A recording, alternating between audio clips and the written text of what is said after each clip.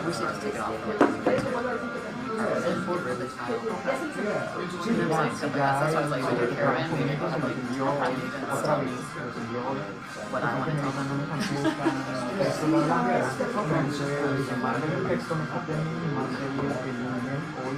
They're not listening. I saw it, I was like, oh gosh. Like, I still think I'm there, so like 5 or 8 or 9 grand. But it'd be worth it to sell versus not sell.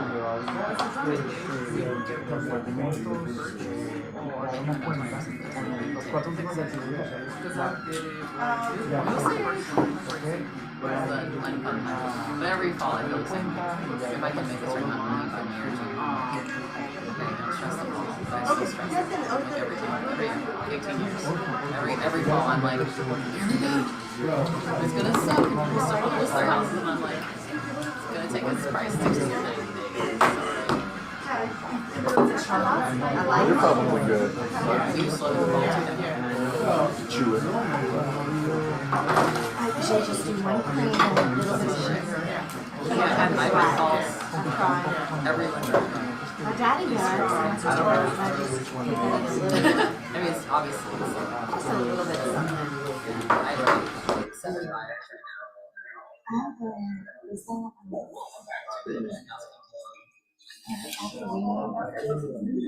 exact house. You find it, I'll buy it. But I don't know what you know, especially or I have a house I have to sell or so right now everything's all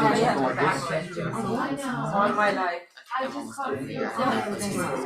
to But these are the, I can't see, I don't have glasses and I struggle to get my eyes adjusted and I I'm think the one thing just different time period. just out, it's out.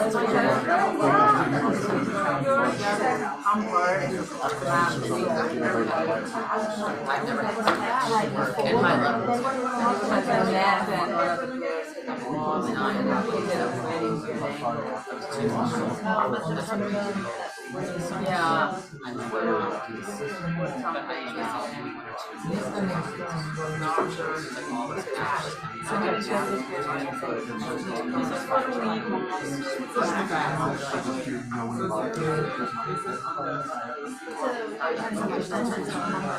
What was saying, it's like, why can't wait to see that? She was like, 6 minutes I was like, okay, well, I still can see you. I'm probably trying to That's what she said. I'm like, haven't they dropped down? If they were looking a couple months back, are they now? Now or not? Are they putting more cash on? That's right. I didn't know there was something special. Yes, there was no tax.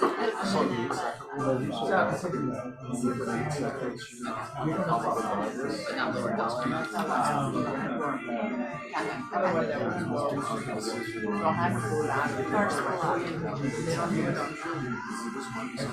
You don't put that into the board.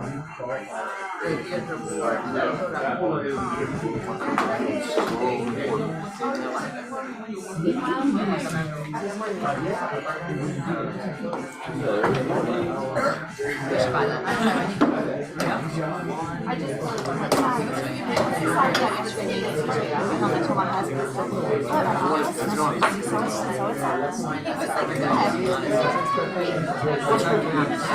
it is. Started about this month.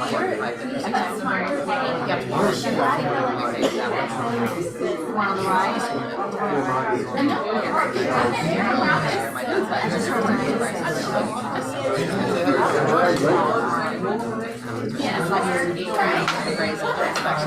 Good morning, everybody. Go ahead and get started. Jeff! Wait, was your My name is. Betty. What's my name? Wendy? Betty? I like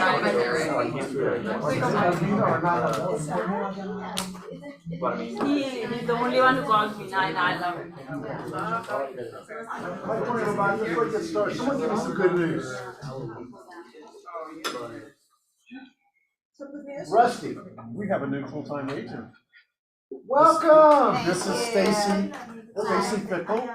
Stacy with a Y. Yep. Y-E. Y, exactly right, Chuck. Comes from the education industry and full-time agent. Welcome. Thank you. Cool. Any other good news? All right. My son came to visit from Seattle because we are going this week to the Elton John's concert. Oh, wow. Yay! Wow. Isn't that wonderful? Yes, it is. Yes. Okay, other good news? Jeff, you have your hand up? Oh, no, I was just stressed. I got lots of good news. So give us one piece of good news. So, I'm excited about what's gonna happen in the next couple of months in the market.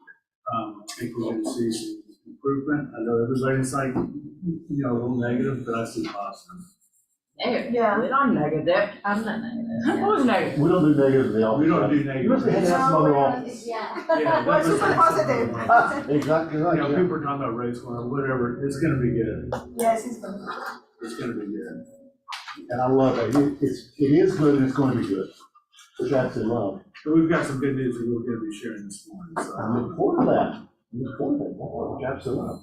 Actually, I have some good news this morning. Yes. Arthur Johnson decided to focus on her business for a while and step down as a PC coach. And we are going to announce today our new PC coach is going to be the startup coach, and it's Rusty Clark.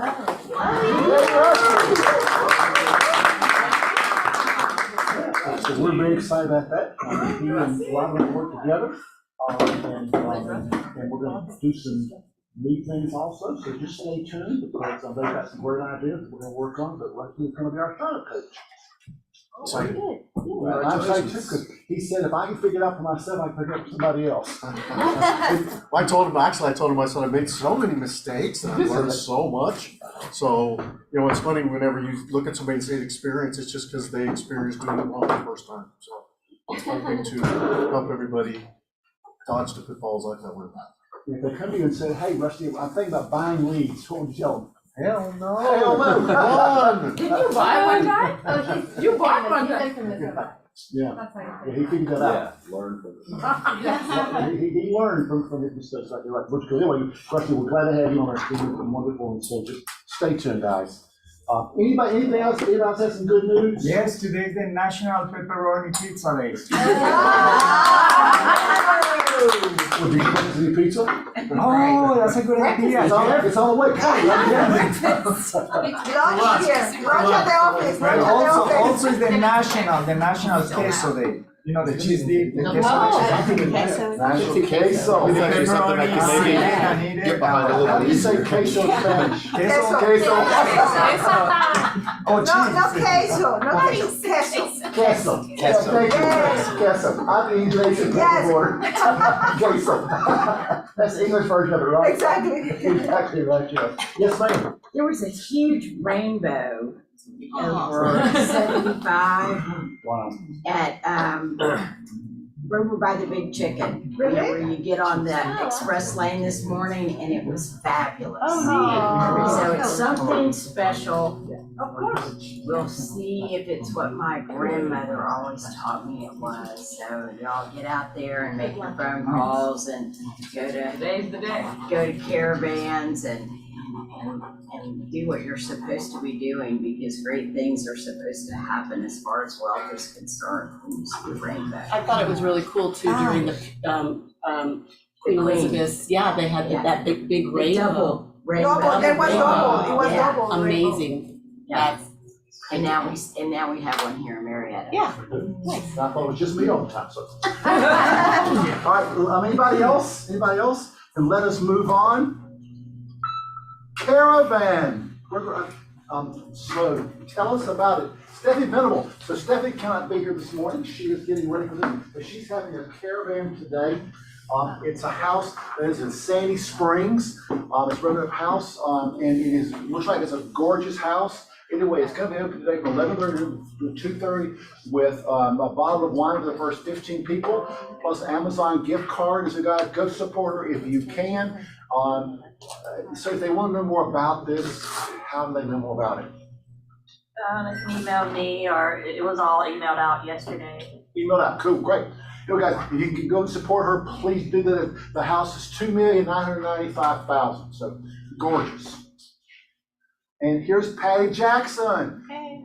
Patty Jackson, is she here? She is not. Patty Jackson also has an open house. It's an Agent Luxury Caravan. And guys, this is new for some of you all. We haven't made caravans in a long time. So it's 4840 Hampton Farms Drive, Marietta. It is on today, $768,000. Please go support Patty and have a nice lunch. Again, from 11:30 till 1:30. And I know we have at least one more. Rich and Heather. Tell us about Heather. I'm actually here. I'm shocked. Good, Heather good. Abernathy. We're now priced at $675,000. The house across the street sold for $740,000 last month almost. So we are really trying to get this house sold. They just bought another home, so unfortunately now it's vacant, which I don't love. But anyhow, I'd love to have you guys come out and just have some free lunch on us. We have champagne if you need to drink lunch. Everyone probably does. She's not gonna have pepperoni pizza. No pepperoni pizza, chicken salad chick, which seems to be the theme for everybody in caravans. But I'd love your opinion on what to do next. So please All right, come. so do you mind if I ask, so where did the price start? $750.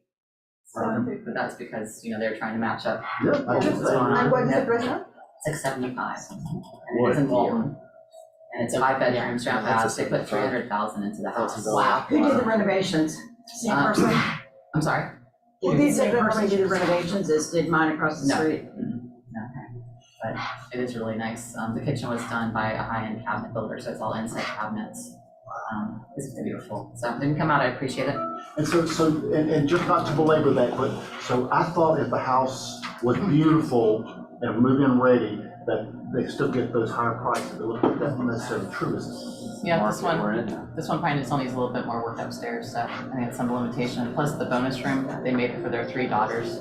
So I'd love some feedback on that. Cool. Because I think it could be changed a little bit, so. Cool. Well, please go by and support Heather if you can from 11:30 to 1:30 on Old Wagon Road. Heather, give us an idea where Old Wagon Road is. Just off Old School Mill, Oh, so right. really close by. Good. You guys can make it, I know.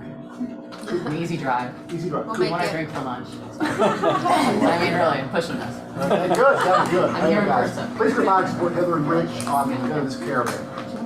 Partners, Carrie, come be our partner. Good morning, everyone. Morning. With Thomas and Brown.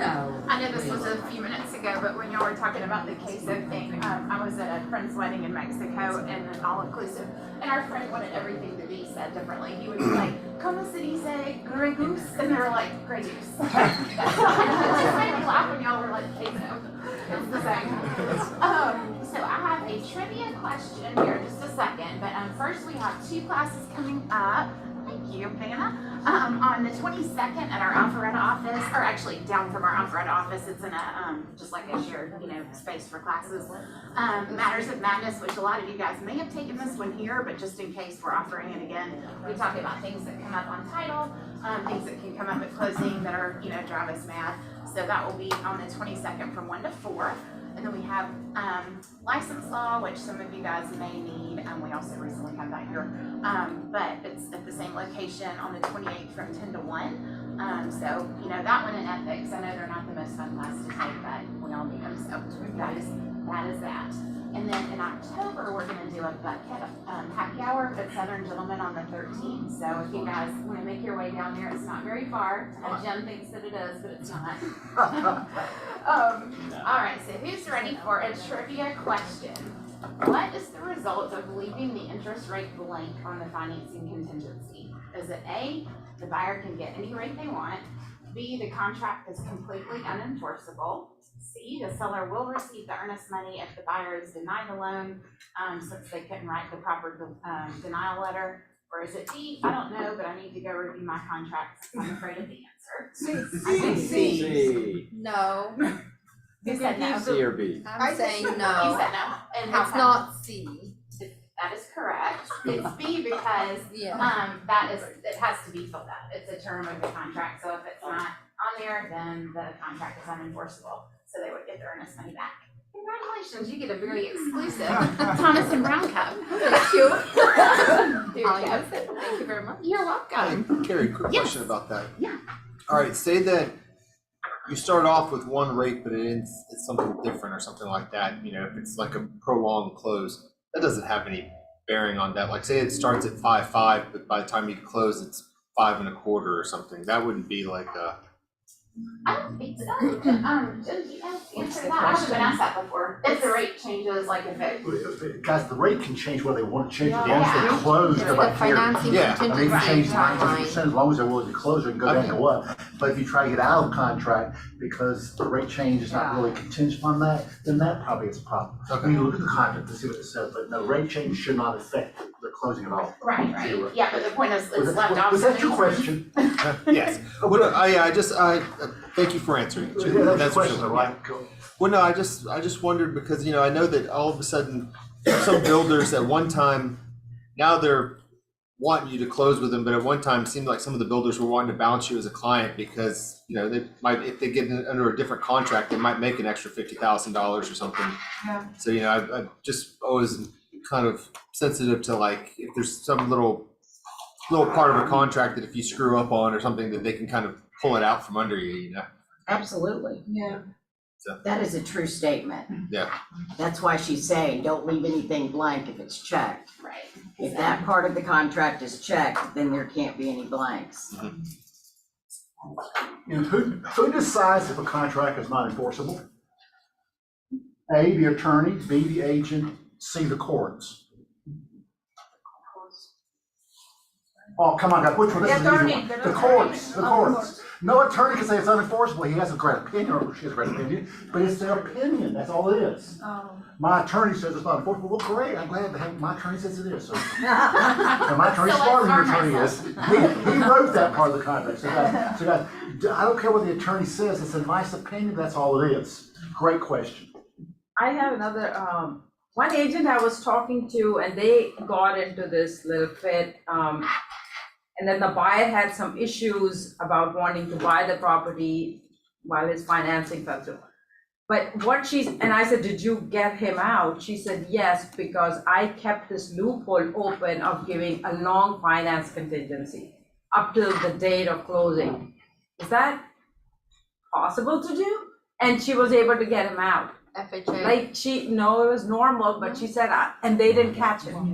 She says the seller's agent didn't catch it, and I had put like 35 days, which was almost close to closing, and then she got him out. And the answer is, that's what the contract says. And what the contract gives them that right, then, yeah, that's possible. You could put 30 days finance contingency. I didn't think one could do that long, like up to the day of closing. Well, you can put whatever is negotiated, as long as it's agreed upon by the two parties, then it's valid. Or the agent, maybe they were desperate to sell. I've seen it before. They were I don't desperate like to it. sell and, yeah. I try to counter it. Yeah, That's not a loophole though. maybe the agent wants to. This is filling in the blanks. I have one, and he's probably not the greatest time, but condo, finance contingency's over, and in the 11th hour, we find out there's all these lawsuits going on that the seller's agent didn't disclose because they probably didn't know. And now our lender has said it's not fundable. That's a title issue. It's a title, so they get their earnest money back. Yeah, well, depending on what's been filed, I mean, if there are lawsuits pending. There are 3 lawsuits, so FHA and Fannie Mae are saying it's not, for this one lender, it's not warrantable. Well, FHA, how did they know? It wasn't, they're putting like 50% down. I know, oh, you said for FHA, so. Well, you're right, so I don't know why they've gone and said that FHA and If I'm on our side, I'm gonna say title issue. If I'm on the other side, say, what's contingent upon that? Too bad. See you closing. Who's right?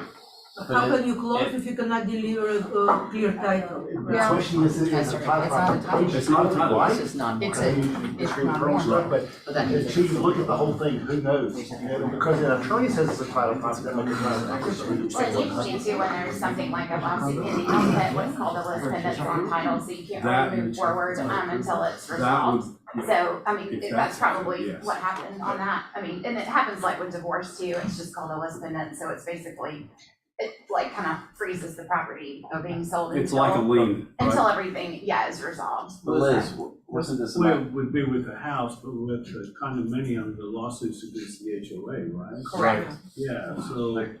So then they probably wouldn't do a clear It's- HOA it might letter be a because there are financing gonna be some fees issue. to them. And the condo association, I mean, they knew, right? Not, they didn't disclose on the 3, on the 8 page when they did. Just This curious, all right, move on. No, it's fine, but that would probably come up on an HOA letter as well, you know, just like Right. amounts due, you know, like for whatever, you know, whatever the attorney fees or, you know, whoever needs to be paid off. That could be a whole class too, honestly, HOA letters and liens. Okay, just curious. I'll just tell you that, I'm not getting to your brief, I'll just tell you guys that no one's opinion is the right one for all this stuff. It just depends on Yeah, the situation. which is strong and who's willing to say, no, I'm not closing or I am closing. So, anything else, you all? Heather had a good suggestion about when she's writing an offer on a condo, special step. Yeah, I just started adding to condominiums. If the condominium cannot be approved by the lender because it's determined to be non-warrantable, then the contract shall be terminated and all earnest money shall be returned to the buyer. The condo questionnaire shall be ordered by the lender immediately. That's a good one. What's the last sentence? Yeah, that's a good. That the condo questionnaire shall be ordered by the lender immediately, so it's not like I'm waiting for that, like they're doing their job. But at the same time, if it comes back non-warrantable, I need to protect the buyer. If they don't wanna pay more in, you know. Because we're gonna order the condo questionnaire immediately, but the problem is what if Getting it back. what if the management company Correct. drags their heels getting it back? And then all of a sudden, you're past financing, that's a great idea. Well, yeah, that is a great Did you idea, put a but time limit on it? Reed, I'm sure you did the same thing. We let the agent know we don't have condo approval. So you need to do, before the financing contingency expires, so you need to do an exception for condo approval. But if the buyer still wants to buy the place, the seller wants to sell, can you typically work something out? No, that. Not always, but can you typically work something out? You can. You carry. All right, lot of discussion. Good morning, Keller Williams.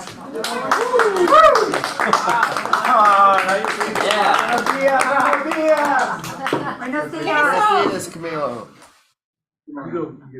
Going first, okay, keeping you promise. You heard about the personal and professional base. We have this program. It's not for long, it's just to help you grow personally and professionally.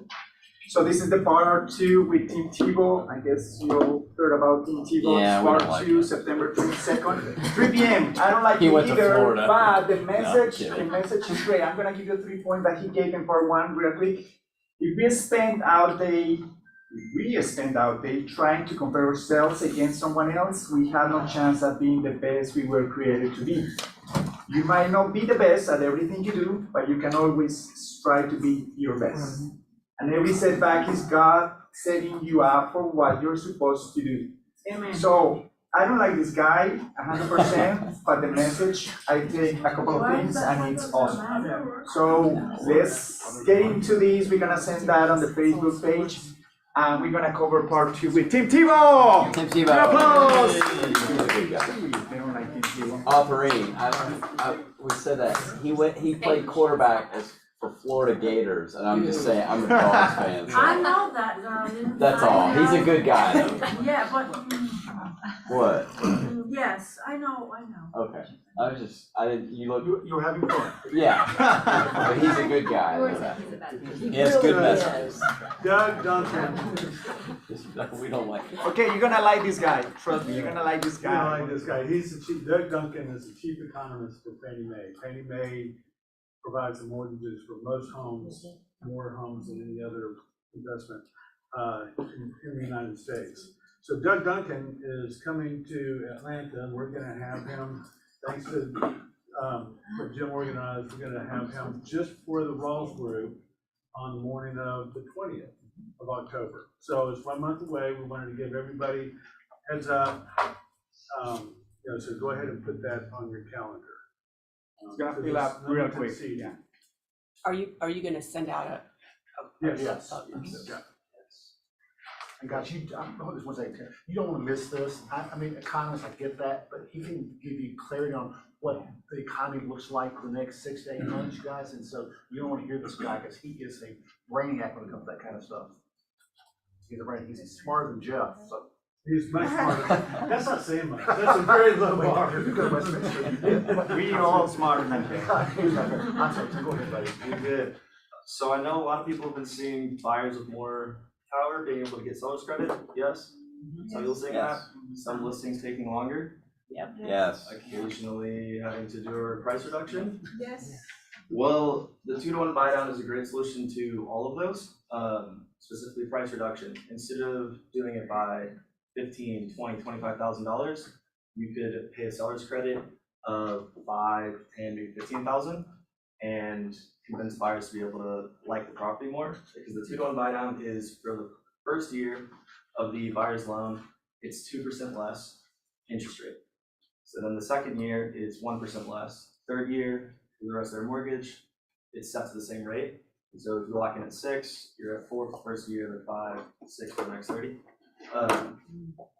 And just to give a quick example, if you're at $600,000 purchase, then you only put 5% down, then the seller's paying about $12,000, and the borrower saves each month for the first year $690 roughly, and then for the second year $360. So that's several $1,000s as a buyer you get to save, and then the seller, if you're not getting people to come buy it, you could be saving money, not having to sit in the house for longer, whatever. So it can work on both sides. As a buyer, hey, you've got power to ask for that, and then on the seller, listings taking longer, you can look at it that way as well.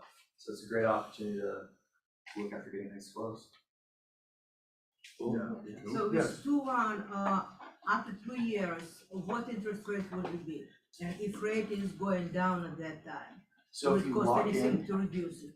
so if you lock in at 6%, say, well, in the first year you're at 4%, second year you'll be at 5%, third year and the rest of it you'll be at 6.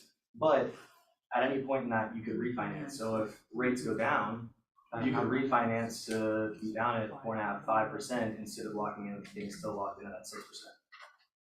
And does the So no free contribution adjustment. does the contribution, does it need to come from the seller? How much is it? It's about 2%, the seller's contribution, 2% of the purchase. the loan amount. Oh, the loan Or amount. purchase, yes. Purchase price.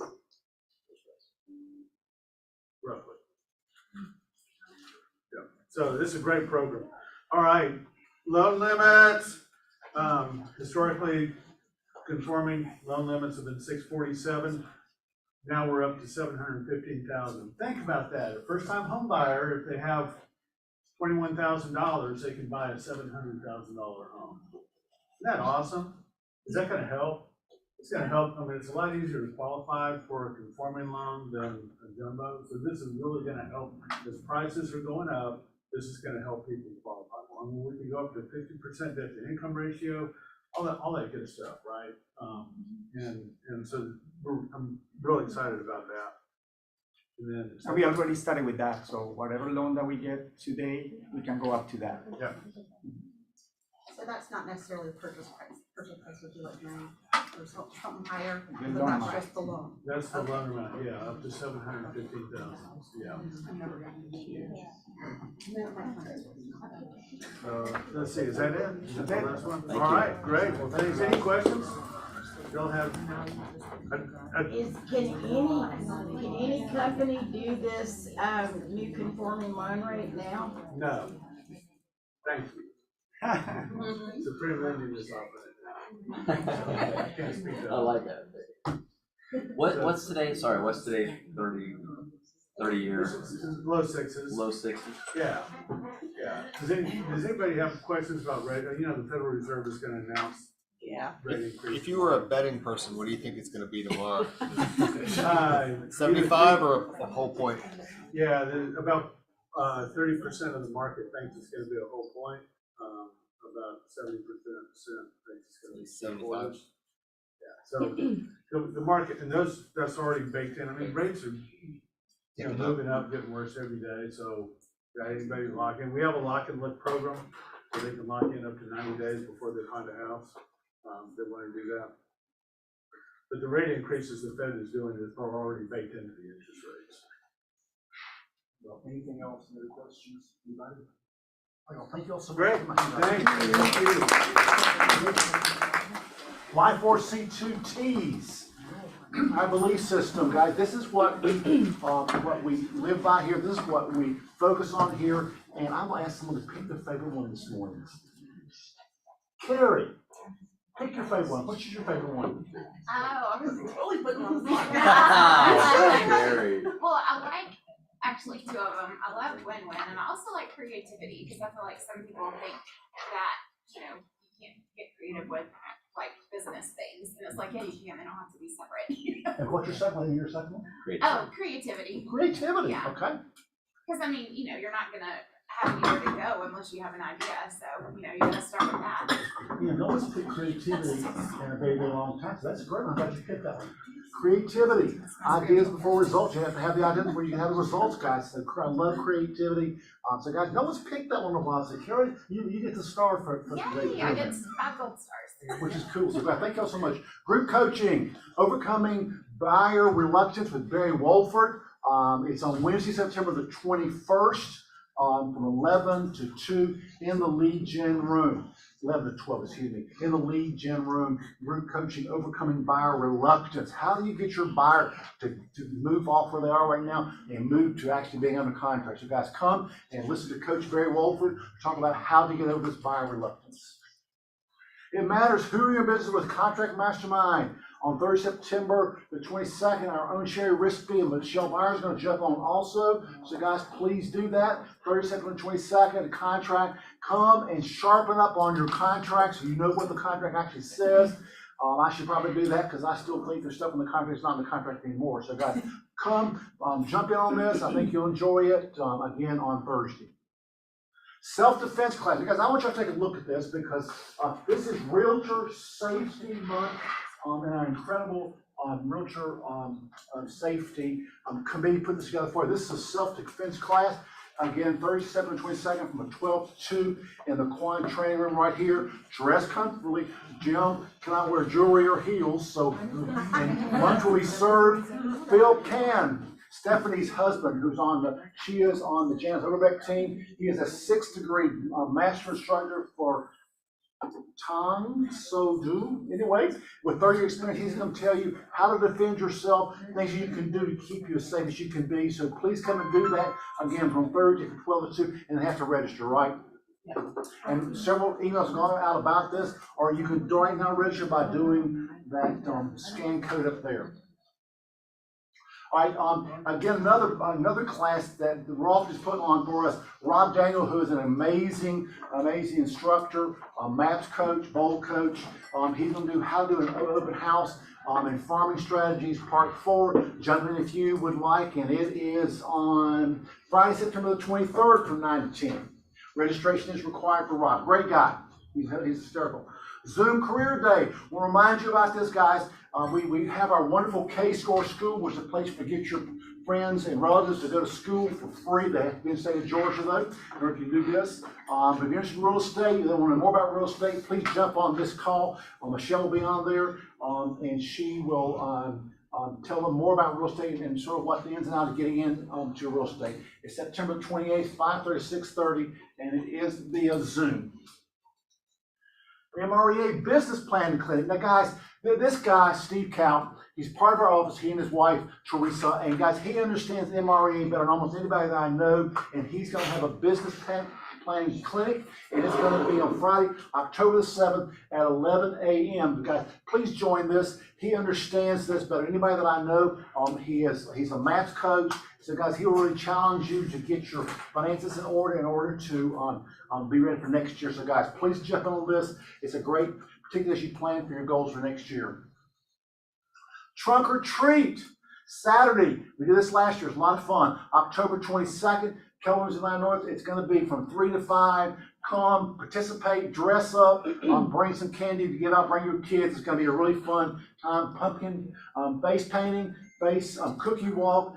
There's a jungle gym. There's all kinds of stuff going on. So please put that on your calendar. And again, that is coming up on Saturday, October 22nd.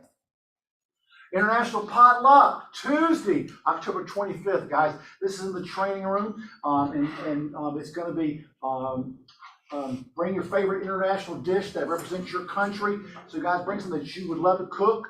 I guess mine would be pizza, so I'll bring pizza, because my kids love pizza, so we'll do that. Pepperoni? Pepperoni pizza, exactly, that's what you ordered, she's already taking care of it for you. Anyway, guys, put this on your calendar from 12:30 to 1:30. We really want you to come. We really want you to come. I think it will be amazing. It will be fun. It will be really fun to see what you bring. And honestly, you don't have to cook if you can just grab a snack from your country or a treat or something. Because I know, there's a meeting we all hopefully be here right before that International Clock Life, but don't stress yourself out. If you don't make anything, just please come, because we just want to hang out and have that social time with everybody and share what our culture brings, and hopefully we'll have more flags up by then too. Yeah. Cool. Yep. Thank you, guys. That'll be fun. As you can tell, we do a lot of training and social stuff here, guys, so put that on your calendar. And guys, save the date. We're having our annual holiday party hosted by Tony's Atlanta North on December the 9th from 6 to 9, and it's going to be at the Punch Bowl Social, guys, which should be a really fun place to go to. There's lots of games there, lots of activities for you guys, and so put that on your calendar. More details to come, but December the 9th from 6 to 9 p.m. on your calendar, please. Already December? Huh? December already? It is, guys. All 3 months an hour, Phil will be dancing. Yes, they're gonna dance. I can't dance, so I sure wasn't gonna have that. Well, if there's drinks served, I will probably. Exactly. Yeah, I was gonna End up dancing. say, you're gonna liquid courage yourself right into that. Aren't you all? Lessons learned. Again, this week I had someone calling me and they were angry with us because their buyer lost their earnest money. Because they promised their buyer, give their earnest money back. Well, the buyer did not go according to contract. They promised them to get their earnest money back. And I said, you cannot make that promise. Because unfortunately, we gotta look at what the contract says. And when it comes to earnest money, we have to have blinders on. I can't say, well, I really like Paige, I want her buyer to get her money back, because I've got to do what the contract says. Because if I don't follow that, number one, they can come after me and my license. And so guys, we do our best to err on the side of our client that's here. Once in a while we have double clients. So guys, please don't make promises that you cannot adhere to, because earnest money is something we have to be very careful with. That is the one area that the Real Estate Commission has no forgiveness. If I mishandle earnest money, I go straight to jail. So guys, just realize that we have to follow the rules and don't make promises, or tell your seller, well, if the buyer does not close, you get the earnest money. Well, guys, you can't make that call. So don't say that you can't, even though the contract may be very clear. We should look at all the circumstances. So guys, just realize that earnest money is something that we cannot have much ways to where we can sort of we can get around the rules, but please, please, please don't make that promise. All right, you all. Paige, come on up here with me. So you all, Eric asked a couple weeks ago, he said, could we do some stuff with stats? And I said, sure. And so I asked my friend Paige if she would come and help us understand the stats, because she studies them a lot. So Paige, welcome. And we're gonna start with this slide right here. And by the way, Kim, where are all these slides? In Chartmasters that are emailed out monthly, in your intranet, as well as the Quine resource page. Now, guys, Paige, when we looked at this yesterday, what did you tell me about this slide right here? Well, I told you that this particular one just tells the whole story. And it really, really does. And what Jim and I have talked about, and several of you in this room, what we've talked about is the stats are available for your knowledge. The stats are not available for you to hand out to a seller and expect he's gonna go, oh, so that means I need to price my house less? Because that doesn't resonate with a seller. So the stats are provided to us so that we can internalize every single number, internalize them. And then in our own conversational manner, select the stats that are relative to the person who's on the other side of the breakfast room table from you. And you can explain it to him just like you're talking about the landscaping needs trimmed. It's just that simple. But if you try to explain the stats, you're gonna lose people. You're gonna lose. Because it either goes over their head, or you have not been able to select the disc profile of that person who only wants just the facts, Jack, you know, that deep person that says, please, how much should my house sell for? That's what I called you over here for, and that's it.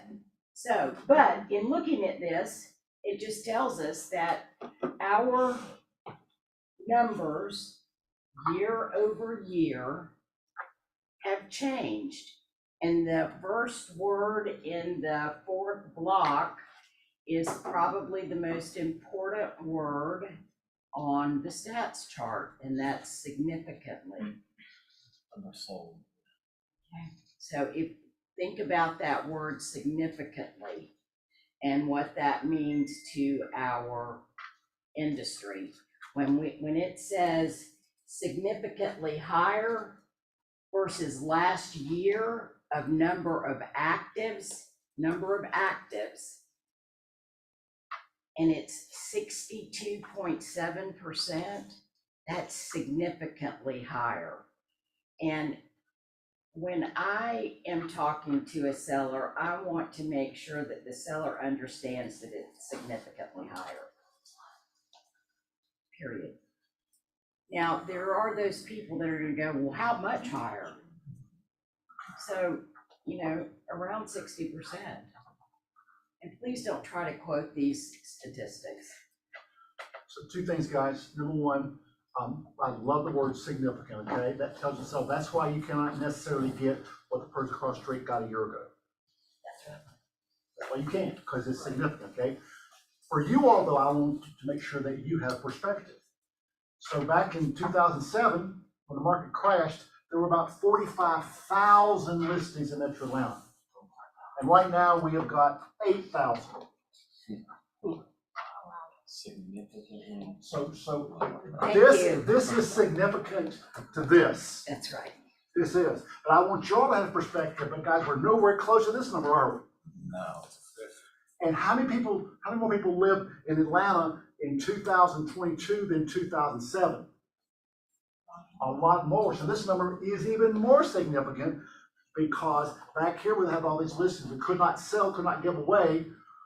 And so guys, is it time for us to have a fire sale yet? No. No, it's the sky falling. No. Guys, once a week, one of y'all call me and say, Jim, the market's awful. I go, really? Where's the market awful? Tell me so I'll know. You say, the market's awful, Jim. I'm not selling anything. Well, it's not working if we're not selling anything. Because this is not, say it one more time. Because you're not working. Exactly right. Because you're not working. It's an amazing thing how the harder you work, the luckier you get. I mean, my mama told me that all my life. The harder you work, the luckier you get. Hey, you may remember, because I wasn't there, 2019.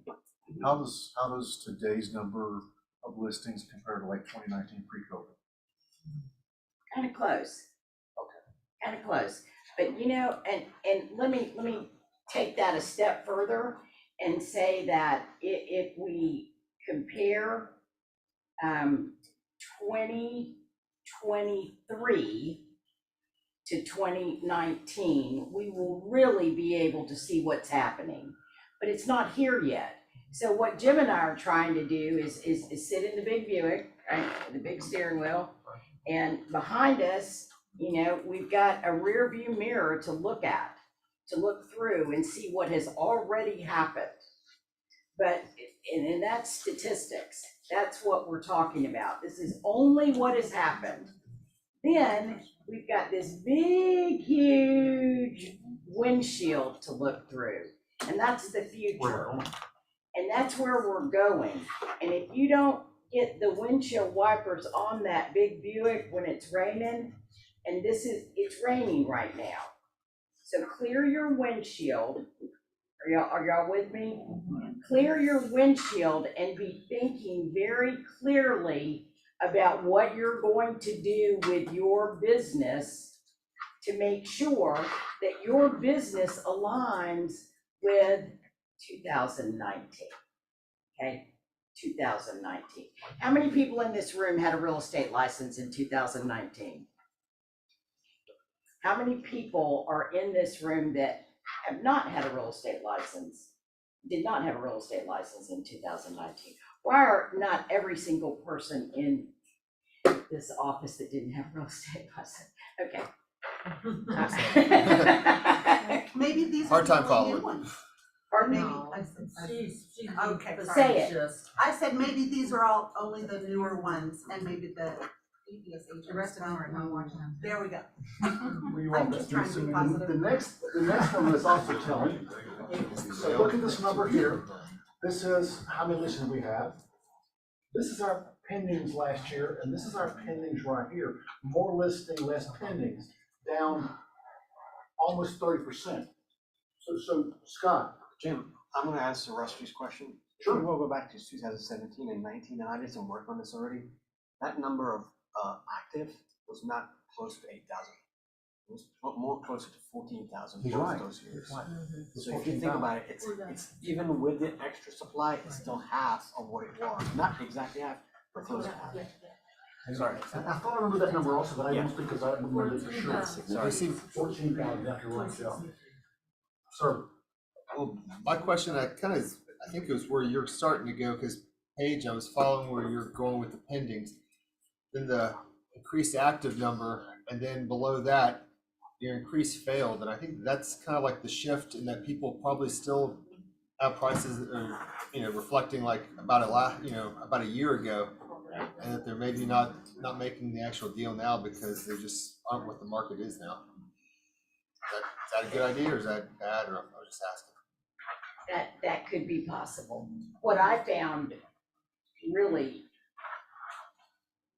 just startling, I stopped and I went back and I looked at it a couple of times, is if you take the two sets of numbers and the third row down, pending ratio. And what I want to talk to you about with statistics, and especially when you're talking statistics, when you're talking to clients about statistics, try real hard not to use numbers. Volume numbers, use percentages. People get percentages a lot better than they do numbers. If I tell you it's 8,000 but it used to be 4,000, what does that mean? Okay, but if I tell you it's 50% different, does that mean something to you? It seems quick. Yeah. So if you, when you're digesting the statistics and you're internalizing them, digest, internalize, and then what do? We work on our scripts, our real estate conversations and dialogues to make sure that we have included this information in our scripts and dialogues, but that we have used percentages versus numbers. Well stated, well stated. So what does it tell you all though, that this is higher and this is lower? Someone just now said that maybe it's not selling as quickly. What else does it tell you? Scott? It also shows you how strong the market was back in 2020. I mean, it's only been a year, but in 2021, over. You have less choices, but more things are under contract, so. Okay. Well, that's a good point. Prices have all creeped up to reflect that now, so see, I mean, it's. Heather, what do you see up there? What are you seeing out there in the Honestly, real estate world? I feel like every fall. What do you say? Every fall market, things slow down. It just has been the norm my whole 18 years of doing this, and maybe you feel the same way, but I just feel like everything kind of slows in the fall. People are not as decisive in the fall. The buyers that have to come to the open houses are just kind of getting their feet wet. They're thinking about the spring market already, and so it just takes longer. It always has. And a lot of things that are sitting too need a lot of work. I've seen, they're out there. It's kind of like the remnants of the summer that didn't sell, and they were, some are overpriced as well. So seasonality is part of this equation also, isn't it? It's seasonality, which I love. Seasonality is such a huge part of it. It is, exactly. And I've been screaming it and yelling it, but, since, 1981, the real estate market, I'm positive since 1981, the real estate market has had ups and downs. And pick a year, pick 2009, okay? One of the worst real estate years I have ever lived through, okay? There was still seasonality in 2009. We still sold lesser houses. Lesser, is that a word? Lesser houses in the fall of 2009 than we did in the spring of 2009. Is that right, Andrew? Yes. I mean, is that when we were thinking about opening a property management company? Do you remember that? That was, wow. That's one more time, it had Let's talked please off not the have edge. that. Let's not have that discussion again. Yeah, okay. We're not gonna have that discussion again. But the seasonality of it is so perfect, and the idea that we're sitting here in this room today and we are seeing something that the stats don't say, but what Heather brought to us today is the stat. It is the reality. And what she brought to us today is a home across the street from a house that we marketed and sold a few months ago. And I told the people at closing when we closed on that house, and I'll share this with you as my feedback for the caravan, because I can't get there, is, honey, we put this house on the last day of the market. You got this price the last day. You're the last one to ever get this price. And it's a very comparable home. And we had one person that offered $740 and we ran with it. We didn't have 15 people that offered $740 and ran with it. So, I mean, that's telling us what's going on in the market. That's it. I wanted How to list many? earlier. I really What? did. I was like, please list earlier. I wanted to list around your time. Yeah, we're They all just couldn't saying do that, it. right? And they didn't listen to the other. No. They Well, couldn't. They don't They listen to didn't it. have a house and we found Oh, I one got you. finally. Same, It I'm was dealing fun. with the same. I got our people, I convinced our people to move to their lake house That was good timing. until, you know, I know we haven't found you anything, but just box up and move to your lake house. Let us get this house sold right now, do your equity grab, and we'll find you something later, or, oh my gosh, you'll have to stay at Lake Oconee.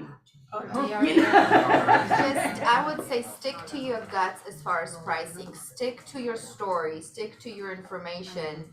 I have angry neighbors calling me every day in a gated community in Dunwoody, telling me, how dare you, Ms. Young, listing this house at $650, where the last one closed at $740. Because they don't know. I'm happy to meet you there and walk you through the house. Well, I want to list the house next year in the spring, and you making my value of my house go down. You. And I Yeah. powerful. Way to go, man. And I said, well, I would love for you to sell your house at the value that you think your house is worth, but I'll be happy to revisit. I was like, this market is changing week to week, month to month. I'm happy to meet you at your house and walk through your house and tell you what it's worth right now, and we can do it again in March when you want to sell. Well, it took 30 minutes of explaining. You should see what I'm doing with interest rates these days. Well, I used this script that we had from Courtney, that for the first time in a very long time, the mortgage rate has a huge impact on how buyers are buying. And he's like, what do you mean? I said, do you know what the mortgage rate is right now? And he was like, 4.5. I'm like, no, it's almost 6. It's a huge difference. And that calmed him down. But because I listed at $650, I was under contract on the second day on the market. And I said, I'm taking the first offer, I'm not waiting. We're taking the first offer. And the seller was ready. I want to see if I can challenge what you just now said. I'll start with you, Jeff, being the longest. So Jeff, if I get a $500,000 loan and my rate goes from 4 to 6, how much does that change my payment? About just in general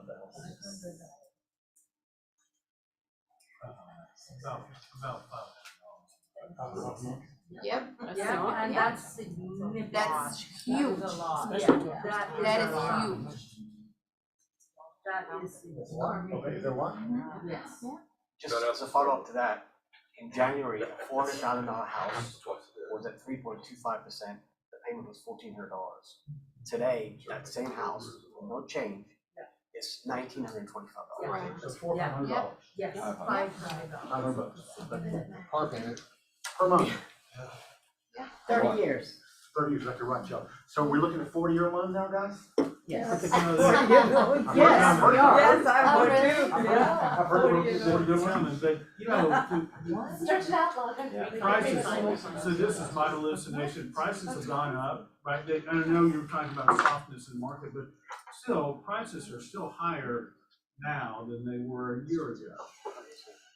Maybe not higher than they were 2 months ago, but they're higher than they were a year ago. And rates are higher, so it is more expensive to buy a home. They're gonna be higher because of lack of inventory, more demand than inventory. They're gonna be higher a year from now than they are now. Buy now, marry the house, take the rate. Don't marry the rate. Refinance, do a 2-1 buy down, refinance 2 years. And rates will come down, probably one forecast I saw is by next August. But what if they don't? What if the rate doesn't go down? Okay, let's talk, what if the rate doesn't go down? Are people moving into tents now? No, they're still moving. Like, your market is your market. What you're able to buy and sell in is what you're able to buy and sell in. What is your plan, Mr. and Miss Buyer or Seller? You know, what are your other options? What is it that's making you move? You know, somebody dies, somebody get born, somebody got fired, somebody got a raise, what happened? You know, what is your story? Why is it that you would want to move now? What would make you have the ability to wait? If you're trying to do both, what makes more sense? You can't win on both sides. Where do you want to win? You can't win on both sides. If you're buying and selling, you're going to win on one of those sides. What makes most sense to you for you to win? Do you have to win on the sales side because you have to get more equity because you have to get that down payment? No. Okay. Are you looking to make a purchase that's going to be a long-term hold? Okay. Having that asset for longer now makes more sense. You don't need the equity out of your sale to be able to make that purchase. Maybe the purchase is what we make first. Right? What is it that buyer, seller, potential client, what is it that they need? Get out of your own way, get out of your own conversation of having to have the fear of that conversation with them and ask the questions. And so what does it tell you that our listings, pages are down, but listings are up a little bit, significantly? So what does it tell you? Does anybody in this room think next spring's market is going to be almost dead slow? No. Why is that? It's spring. It's spring? What else? Why? People are happy. Huh? What'd you say? People are happy. Good, I'm happy right now. Inventory will still be low. Okay, all right. So we have more people that need a house that can afford that extra $500 a month, okay? Because they can afford it, okay? I mean, so we have fewer listings, more buyers, higher interest rates. Now, could they go down next spring? Some people think that's possible. I don't know, guys. I don't have my crystal ball. But guys, does anybody think that our market will not be killer next spring? Killer? Killer. What do you think? Jim, let me add something to that about if interest rates are lower or higher, and if there is more inventory or less inventory, more buyers or more sellers, then what does that mean? How can we say that if all of those things go askew, that we're gonna have a better spring? And it is because people are going to have had 6 months to digest and internalize the fact that this is the way it is. It hit us, bam, bam, May, June, bam, bam. It was hard for the consumer it was hard for us to absorb that. Can you imagine what it was like to the consumer? Of course you can. You had them in the backseat of your car and they're going, what? Why did I not buy that house? Why didn't you tell me to? Oh, you are the one that told me to. Okay, so, I mean, let's let it sink in a little bit. It's still hurting. You've heard me say, if your buyers are too freaked out about interest rates going up 1.5 points, go get new buyers. Go get new buyers. But now in the springtime, they'll be okay. They'll be accustomed to what we're talking about now. And I agree with you. And 15 years in this business, and I always hear the same thing from the clients, doesn't matter the rates. Back in, let's say a year ago, the rates on an investment property, 4.5. And people was like, that's too high. I want something lower. Or 3.5 or 2, or people still want something lower. People love being charged money. Yeah, I mean, they're just into it. They're like, oh yeah, I love. No, they're not. And I believe in the periods, They're there are never some gonna go. periods of adjustments, and we are on that. And the different thing that we're doing right now is having a conversation, deeper conversation with those clients about what's going on, what do you want, what are your goals, and all these kind of things. And it's amazing how when you have that, you can overcome the rate situation. When you say it's just $90 per month, the difference between 0.5 point on this amount of money, they go like, oh, really? Let's move forward. I mean, forward, it's gonna be people freak out, but it's an adjustment period, and we're on that. Are you on? Let's look at a couple more takes. We go actually go to the next slide. Paige said we could spend all day just on this slide right, okay? And I just want one more word. Sure. Go 1, 2, 3, go 4 down and 4 over. Uh-oh, there's that other word, there's that word again. Significantly lower, okay? So significantly higher in actives. I'm gonna lose it, Jim. Significantly higher with the number of actives and significantly lower in the number of solds. Here's your script. That's it. Significantly, look at the percentages and don't look at the numbers. Thanks. No, that's well stated. That's well stated. Look at the number sold, significant. She said, okay. Distressed properties. Don't talk about them. I mean, nothing, okay? Not much. Now, this is one I want you to look at for us, okay? Failed. Last year at this time, of the properties we listed, 14% of them failed. This year, almost 30% of them failed. So what does that tell you? For the That this month, much have right? failed. What does it tell you? It's year over year for them. I can't see. It's year over year for them. Yes. Like every, That's what I was gonna kind of point out, is if you take the failure rate, that's about 2,500, take that away from the actives. A lot of that is us not convincing our clients that we're not priced right on the market. So I mean, when you look at that, I'm like, that's a big chunk of that, and that's what's exciting about next year, because the sellers are also gonna calm down and start accepting Yeah, the general public. what the market is. So I mean, there's just so much good news. Well, and I think too, also the election, I mean, it always happens when there's an election, that always triggers change once it happens, no matter what Everybody side. hear that? Uncertainty. So you mean if the Republicans go in, it's gonna be good, or if the Democrats go in, it's gonna be good? Doesn't matter. It doesn't matter, does it? How about just when it's over? Exactly. Yeah. Distraction. It's Just done. when It it's has over. nothing to do with party lines. It has to do with Yeah. just the fact that it happened. Yeah, that'll help us It's an big event. time, which is gonna also pile on to what's going on in the spring, so you've got kind of a double. So Good if our thing. buyers don't buy now, they're gonna be back in the war zone next year. We gotta convince them of that now. And we're probably gonna talk about that because buyers will think, well, I'm gonna sit on the sidelines next year. Really? So I use weird script because I usually talk to people that know me and they know that I'm weird. I've known that for a long time. Yeah, right. Exactly. But the conversation of, I'm gonna wait, right? If you're the only one at the dance, somebody's probably gonna dance with you. Right? It doesn't matter. Like, if you're not getting outnumbered or into the fight of how many people can we bid against, like, why is right now not the absolute best time to buy in the next 12 months? Yeah, sometimes the holidays Well, are the best. why would I wait till there's more competition? Why would I wait to do that? It makes no sense. And again, if you're having a conversation with somebody who's buying and selling, see what their opportunity is. What is their ability to buy and sell at the same time? What is their ability to wait on a sale? You know, if you're working with buyers right now, they should be going crazy to make a purchase because it's not going to be. They're not going to have that opportunity as easily available, readily available in the spring. And the seasonality that we've always talked about, the only change that I've seen is that the market has started soon.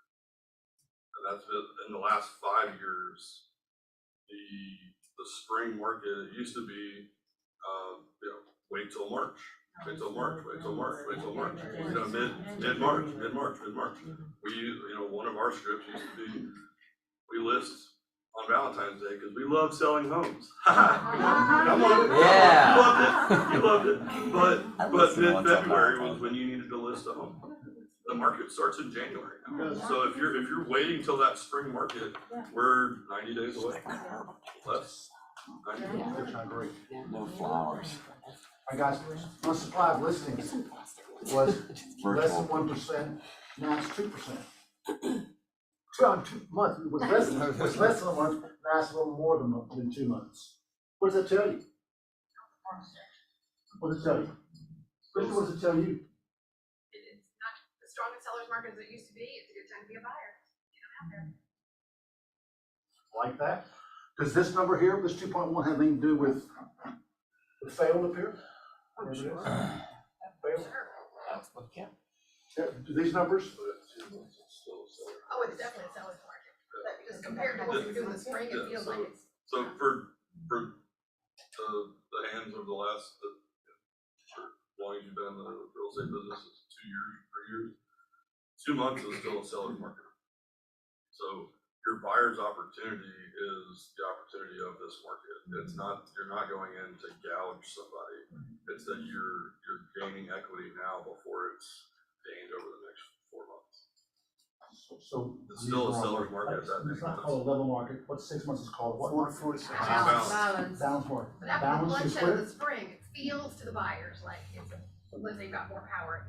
I agree, it is. And totally we have that, we're gonna go over that with all of the different numbers. And a balanced market is different in different price points.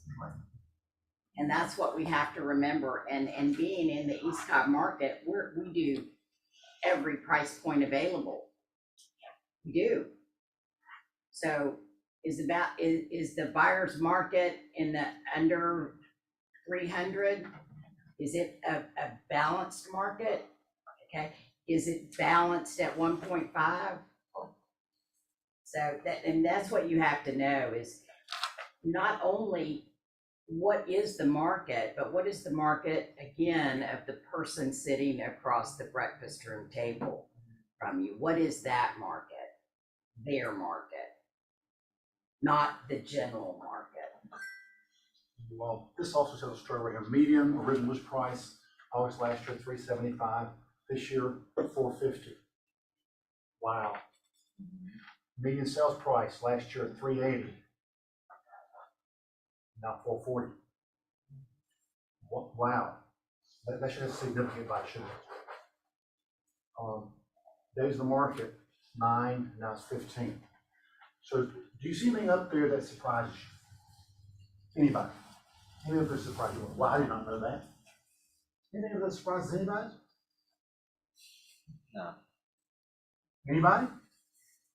I feel like we're missing a piece of the puzzle, and correct me if I'm wrong, but I was watching a webinar about foreclosures and REOs, and it was talking about how the moratorium, since it was just most recently, I think it was most recently lifted, right?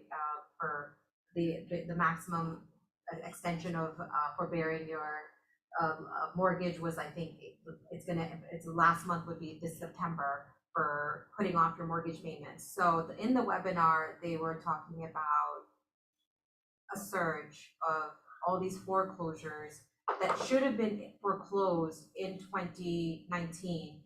And now, because they've just been delayed, and you can argue and say, yeah, that they built up equity, and some of them got saved, but there's still 50% in the webinar is talking about how there's still 50% still left that will foreclose in 2023. Reed, tell me what you think about that.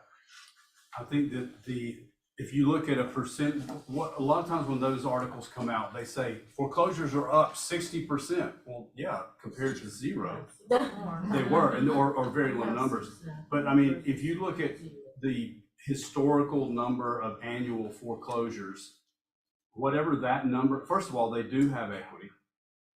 Secondly, the banks still don't want to foreclose, so they're going to still try to work out deals with people. But I mean, you're also going to have real estate agents who, they find out that this person is delinquent, they're going to go list that house and sell it. And it's not going to go into foreclosure. I think there'll be some, probably, but I don't think it's going to be some massive number. 1 to 3. Sir? They go from 1 to 3. Yeah, it's not going to, I don't think it's going to be a massive number that, it'd be great, well, in one sense, it'd be great if there was millions of them because it would fix our inventory problem. And on the other hand, people will be losing their houses. That wouldn't be good. Keep remembering. But they wouldn't lose their house because they could sell it. Right. The reason there were so many foreclosures in the shift was people couldn't afford to sell their homes, so they just walked away. The fact that we've had these equity gains and we're talking about how the market was over the last 3 years. And we've talked about forbearances, and that I'm gonna call it shadow inventory, because to me, that's exactly what it is. Forbearance, if they went into forbearance at the very beginning of the pandemic, okay, we're talking April of 2020, if they went into forbearance and they stayed in forbearance for the entire length of time that they were eligible for it, number one, they probably should have been renters to begin with, which is what we went back to in other housing recessions, which we still haven't defined that. But if you look at it now, if they do have that hidden amount that has to be paid to close on their house, they also have the upside. I'm saying what everybody else has just said in a different manner. Do you get it though? Yeah. You get it? I mean, the equity went up and their mortgage principal balance due went up. Principal balance is supposed to go down when you make your payments. When you don't make your payment, the principal balance due goes up, and it goes up more than your payment because you have penalties, interest, and fees, and principal. So we will see some of those houses going on the market where people won't get as much equity out of them if they have to sell, if they have a motivating reason to sell. But the jobs market, I'm getting too deep, aren't I? Okay. This is where your mind goes, though. I know, but the jobs market will not allow that. Another class. Scott, you're next, Scott. I just wanted to add that even Scott, you though, can speak a little bit. yeah, I just wanted to add that even though this is going on, in Georgia, we still have several programs where renters, without giving too much at all, like just personal information, they're getting 3 and 4 months worth of rent being paid by the government for zero. It's not a loan. It's a grant. They don't have to pay that money back. So just keep that in mind that I have a lot of investor clients who have multiple properties, and they're willing to pay this off because they're not only are they paying the actual rent, but they're also paying those late fees that have incurred over that time. And the landlord is then paying the mortgage. Right, and the only thing is that they're obligated to sign off that while this is in process, which doesn't take too long, they cannot evict that person. And sharp perspective to you, that's part of our problem. We're here with MSNBC, Fox, whatever, they tell them, oh my God, we're gonna flood the market with foreclosures. Oh my God. And we're not. Oh my God, guess what? Sellers are getting ready to lose money in their house. Oh my God. That's what they're telling them. People are like, well, there's gonna be more houses next spring. What? Yeah. It's gonna be a flood of houses on market. I'm gonna wait. That's what we're being told right now. We're just alive in the pit of hell. Sorry, it is. It's just not true. That's why we have to have people like you out there saying, no. There are 8,000 listings right now, which is up from 5,000. By the way, 10 years ago, there were 45,000 listings. we have a long ways to go between 8,000 and 45,000, right? But great question. That's good people hearing that. Yes, ma'am. This morning on Atlanta News, our real estate guru, John Adams, clearly said, if you are panicking about foreclosures, forget about it for next year and a year and a half at least. Say it one more time. If you're thinking about foreclosures. Forget about it for next year, year and a half at least. He's right. And that's the truth. That's not what they're hearing out there, guys, okay? All right, you all, let's look at this one, okay, guys? What do you say? She was saying, what's the reason? I'm like, there are no foreclosures.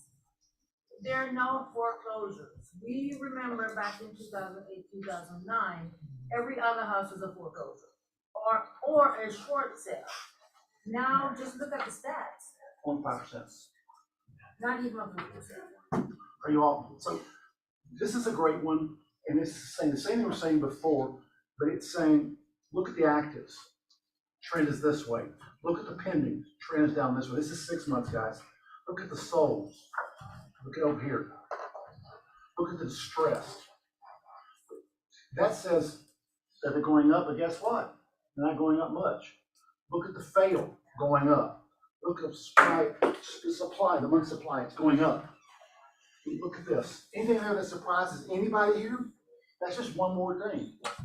Anything that jumps out at you there, Paige? Well, the percentage of failed listings for August of 22. I think that is a huge number. 29%. Am I going across, right, okay. 28.7%. 28.7% of listings that went active in the past failed in August. Okay. Now, what's the significance of them failing in August? Overpricing. You're living in the market that was 3 months ago, 4 months ago. And when did you price that listing? Right. Yeah, you were at that time. Okay, so do you think that that number will go up or go down when we look at October statistics? I think it'll level. I think it will go down. It will level or go down. And the reason for that is that we are listing those houses in July and August, and they would fail in October, November, if they're going to fail. But supposedly, we were more educated in June, July, and August, that we knew that the prices were gonna be going down, and we priced them better. So we should have lower percentage, significantly lower percentage of failed listings in the future. And that, to me, is, where'd Andrew go? Where'd Heather go? Heather, what's that word? Seasonality? Okay, is that what that is? That's exactly what that is. That would have happened no matter what. Because in July, we're pricing things just like we did in spring when the daffodils are blooming and the azaleas bloom for 1 day and the dogwoods bloom for 2. Okay, so we do the same thing every year. It's just with more significance this year. Actually, what I focused on you all was this one right here, the medium sales price. What it did, it went up. What happened here? Started coming down. It started going down. So here it's at 439. Here's at 460 in May. 467 in June. And look what happened in July, 451. Now look at it in August and 440. Which says that we have figured out, oh my goodness, I can't get what my neighbor got a year ago. Now there's ladies Yeah, out what there. he got last month. Last month, exactly right, Chad, just as Heather just now said, exactly right. So guys, that is significant also because it's now leveling off some, and we're realizing that house that was worth $500,000 was never a $500,000 house. It was not. It's a $400,000 house. Anything here jump out at anybody at all before we can move on? No, it's funny, I look at that and it says how grudgingly we did not want to give up on the list price. That's right. or they? Good question. Well, we, at least the client, Yeah. yeah. They, the sellers. Because look at this, the original list price didn't change much, but the median sales price did. It changed, like, it's just of interest, guys, it just shows you where the market's going. Okay, next one. Yearly trend analysis, now Paige says, I don't really care about condos, but I said I do. Is that what you said, Paige? Sort of. Exactly right. Hey guys, this tells a very interesting story. Active listings, 1900. Pendings, 2800, 2200, down by a little bit, okay? Pending ratio, 59 to 53. Number sold, 1600 to 1100. Distressed properties, nothing. Failed, look at that. Months of stock listing, 1.2 to 1.7. 291 per condo. Guys at 335, median price 292, 332, sold ratio 100%, 100%, days in the market 12 to 13. Now, what does that tell you about the condo market? It's strong. It's what? Strong. It's still strong. Without the first time buyers. Because you can buy a 3-bedroom condo for less money you can buy a 3-bedroom house for, right? Right. Is that true, Paige? I'm in my tower. It is, but, with interest rates increasing and you go to buy a condo and you add on the HOA, then it sometimes is a lot easier, especially for the first time home buyer, to qualify for the single family home. And it really is a huge difference when you talk to your lender. Am I correct, lenders? I mean, the HOA can make a big difference of being from $100 to $400 a month. But I mean, the condos can also times be cheaper, so it can balance out there. Right. But You have zero equity in your homeowners association fees. There's no equity grab in homeowner association fees. The other thing is our area. We have old condos. What do old condos have? Big HOAs. Big, huge. Good thing we sell outside East Cobb though. Pardon me? We sell outside East Cobb.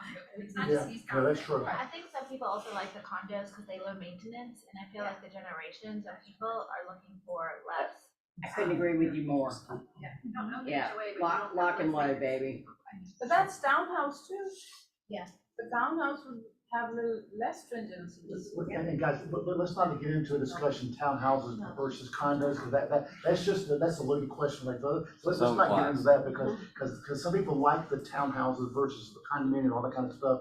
But guys, just realize that there is the condo market is more stable right now, barely than the housing market. Agree with that? Yes. Okay, fine. Moving on, guys. Can I ask Kimberly to go to page 13 for just 1 second? Do you remember which one? Which one's 13? It is detached properties, months of supply.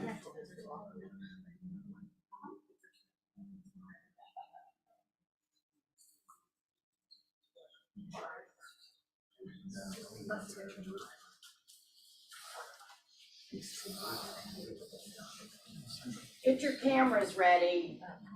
Okay. Or your pencils. It don't matter, Paige said, get your camera ready, get your camera ready. Right? Big enough. All right, not sure, I'm just gonna read it to you, so. I'm just gonna read it to you, so be ready to write. This is the guide that I was talking to you about what type of, what inventory does as far as balancing between buyers and sellers. A seller's market is 0 to 6 months of what? Inventory that can be absorbed into the market. Okay, a balanced market is 6 to 7 months. That's what you want here, Paige. Yes, and this is what I'm talking about, right up here at the top. Just take a picture of that. Because that's what you need to know, because that's what buyers and sellers understand. And that is not geeky at all. That's just as plain as it can be. And my notes that I wrote down at the very bottom, balanced market, buyer's market, I just wrote, who cares? Who cares, so what? Because people who are buying in those markets, they're gonna buy no matter what, and they're gonna sell no matter what, okay? These are people that are recessionary proof. Okay, that's it, thank you. Let's go to the last page, guys. I got so this is my favorite page. I'm a bottom line guy. Don't give me too many stats because I'll get lost. Remember, I was a middle school math teacher, so I wasn't that smart. Active listings. Here they are again. Fewer choices equals more buyer competition. Pendings. Fewer pendings, more seller competition. Number sold. Fewer closed sales, more seller competition. Supply, less supplies, less supply, slightly more buyer competition, okay? Median selling price, significantly higher prices, more pressure on financing because it's higher prices and higher financing costs, okay? Edge of the market, quicker sale, it can reduce sellers' carrying costs. I love this one. Less negotiation because the median sales price is up there. More buyer pressure. Number of price reductions, fewer price reductions equals less seller pricing pressure. Number of failed listings, fewer failed listings, slightly lower buyer price reduction. Last but not least, distressed sales, none. All right, so guys, tell me what, yes, sir, Rusty. So not being here in 2019, how did you guys feel about the market in 2019? Best buy we ever had. Never made more I rest my money. case on 2022 and 23. Never made more money, it was never more profitable. And profitability is what we talk about in Keller Williams, not just GCI, but profitability. And there's a reason for that too. You made more money in 2019 than you have this year, is that what you're saying for you? Absolutely. I made more money this year, and that's probably because it's my 4th year doing it. Well, right. I'm on the up. Yeah, 18 and 19 were just killer Well, for years. sure. Exactly Oh, right. yeah. Exactly My right. perspective is different. Exactly right. When I got 1984, guess what? The market was awful. But I made the most money in 1984 I ever made in real estate. My first year in real estate. Right. Nice. No. You just- My first year in real estate, the most money I ever made in real estate. My first year, so. You have to understand too, that there are things that we had to do Explain to me. in 20, 21, and 22 that we've never had to do in real estate, especially if you had an existing high volume business. You had to change things in your existing high volume business, which took money. Yes. Are you all, so what should be our message out there with the staff we just now saw? If someone asks you, how's the market, you're first going to do a big why do you ask, right? So what should we be saying to the buyer, sorry Andrew left, that says, I'm hearing that there's gonna be a lot of foreclosures next year. I'm hearing that the price is going down for sellers and so they're gonna be more anxious to sell. What should be our script for that? Tell me this, why, Mr. Buyer, why do you need to transfer your family from one geographic location to another? Move, that word move, did you hear that? There was no mention of the word move. What a gross term to use. Right. Why do you want to transfer from one school district to another? Is it schools with you? Yes. Okay, all right, so I just found my motivation. And I just found my motivated, which is the most important thing that we have to do. I found my motivated. Now I have to go to the next stage of that and tell me the current home that you're in, do we need to turn that to an investment? Are you ready to start building your wealth in real estate? Because when times are a little screwy in the stock market and all that other market, and people start talking about recession and things like that, those who hang on to real estate and become investors are the people who become wealthy in years to come. Can you say that again? We're gonna write it down. Let me ask you this. Are you recording this? Let me ask you this. What do you need to do with your current home? I remember, let's see, when I helped you buy that, it was at 400, and I sent you the market analysis a couple of months ago, as I do always. And we noticed that the new value of your home is at 525. So do we want to grab that equity and through selling the home? Or do we want to make that home an investment for you? Does that need to be your first investment property? So, and then they look at you and say, well, I've got to have my equity out to go into this larger home for my family. Well, are there ways to get equity out of your home without selling it? Excuse me, guys, can we do it? Yes. We can do it. Okay, so if you can do that, then you say, whenever there is anything that's a little skewed in the marketplace, whether it's in the real estate market or the stock market or bonds or whatever, people who invest in real estate are the people who become wealthy in future years. Is that what you wanted? Yeah. Thank you.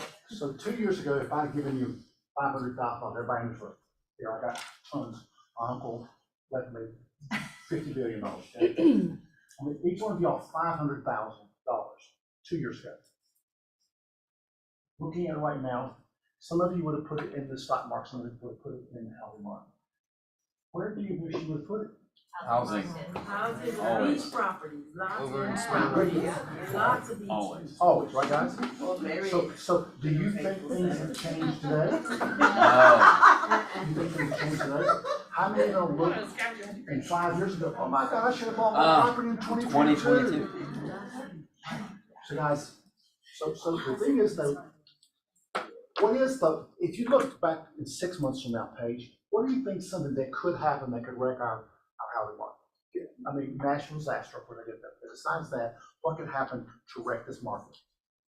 So we would go, oh my God, shouldn't have bought that house. Interest rates going up, how do you think they're gonna go to 9%? 0? Okay. House is gonna drop 50%. No. 10%? Yeah. Possibly. Yeah. They could do what? You could drop 10%. 10% they could, okay.